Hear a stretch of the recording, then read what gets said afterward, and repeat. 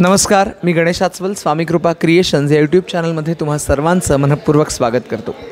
मित्रांनो, मे महिना म्हटल्यानंतर सुट्टी एन्जॉय करायचा महिना, लग्न सराईचा महिना, लग्न एन्जॉय करण्याचा महिना, पण चित्रपट एन्जॉय करण्याचा महिना असं सुद्धा आपल्याला म्हटलं पाहिजे.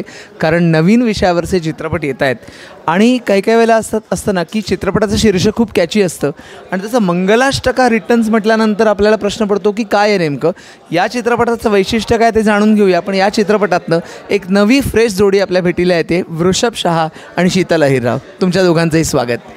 जाणून घ्यायचं आहे की पहिल्या चित्रपटात एका वेगळ्या भूमिकेत काम करताना काय वाटलं.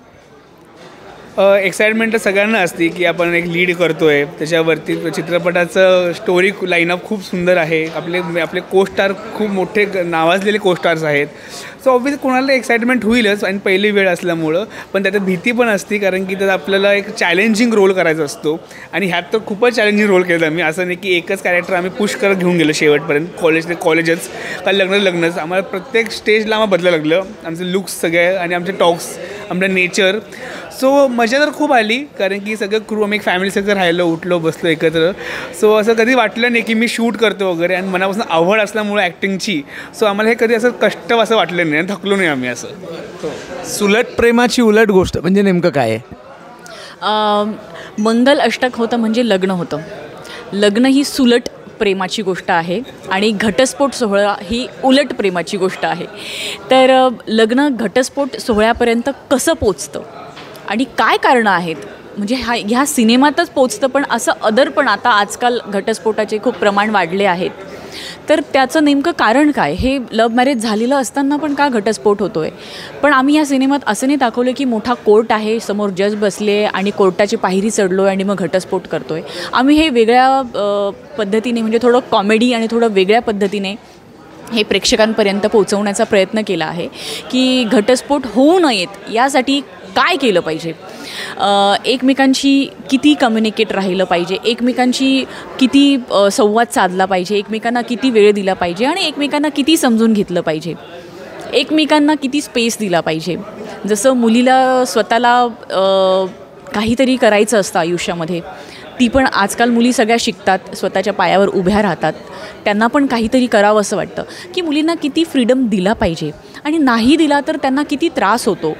त्यांना नवरा हवा असतो, त्यांना फॅमिली हवी असते, पण त्यांना फ्रीडम पण हवा असतो. ही गोष्ट नवऱ्याने समजून कशी घ्यावी यात ह्या एक मुलगी म्हणून यातनं मी दाखवण्याचा प्रयत्न केला आहे. आणि एका नवऱ्याची काय अपेक्षा आहे की आपल्या बायकोनी कसं राहावं आणि कसं आपल्या घराला सांभाळावं, ही मुलाकडची बाजू आहे. दोघांची बाजू चुकीची नाही आहे, तरी घटस्फोट सोहळा का होतो आहे, मग यासाठी तुम्ही कुठल्या गोष्टीची काळजी घेतली पाहिजे हे आम्ही याच्यामध्ये दाखवण्याचा प्रयत्न केला आहे. म्हणजे ते थोडं वेगळ्या पद्धतीने. जसं हे सगळं आम्ही उलटं केलं आहे. नवरदेव डोलीमध्ये आला आहे आणि नवरी घोड्यावर आली आहे.